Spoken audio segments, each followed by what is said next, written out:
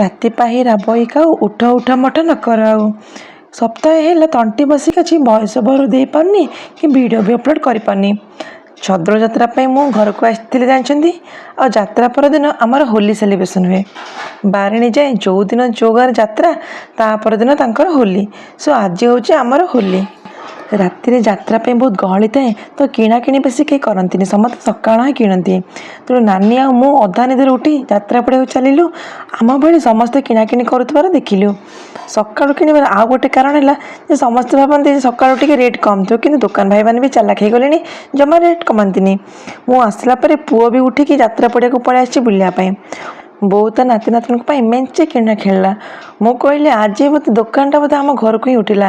ଯେହେତୁ ହୋଲି ଆମର ଅଛି, ତେଣୁ ଲୋକମାନେ ସମସ୍ତେ ଫଗୁ ଅବିର ସବୁ ପିଚକାରୀ ସମସ୍ତେ ସବୁ କିଣୁଥିଲେ।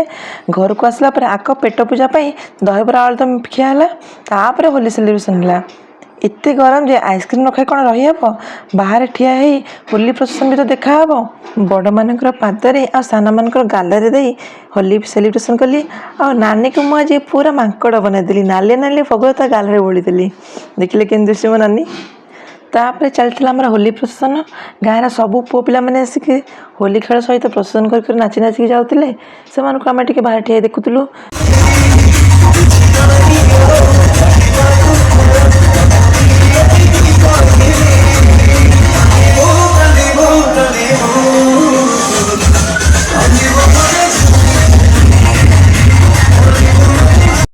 କାଲି ମଟନ୍ ମାଛ ଅଣ୍ଡା ସବୁ ଖିଆ ହେଇଥିଲା, ତ ମୁଁ ଆଜି ଟିକେ ପଖାଳ ଖାଇକି ପେଟକୁ ଥଣ୍ଡା କରିଦେଲି। ସନ୍ଧ୍ୟାରେ ବୋଉ ବନେଇଥିଲା ମ୍ୟାଗି, ତ ଝିଅ ଆଉ ମୁଁ ମ୍ୟାଗି ବସିକି ଖାଇଦେଲୁ। ଇଭିନିଂରେ ହଜବେଣ୍ଡ ତାଙ୍କ ରିଟର୍ନ ପଳାଉଛନ୍ତି। ଆଉ ଆଜିର ଭିଡ଼ିଓ ବସ୍ ଏତିକି। ମୋ ଭଏସ୍ ପାଇଁ ମୁଁ ଆଗ ସରି କହିଦେଉଛି। ଭିଡ଼ିଓ ଭଲ ଲାଗିଥିଲେ ଲାଇକ୍ କରିବେ, ସେୟାର କରିବେ, ଚ୍ୟାନେଲକୁ ସବସ୍କ୍ରାଇବ୍ କରିଦେବେ। ଦେଖା ହେବା ନେକ୍ସଟ ଭିଡ଼ିଓରେ। ଜୟ ଜଗନ୍ନାଥ।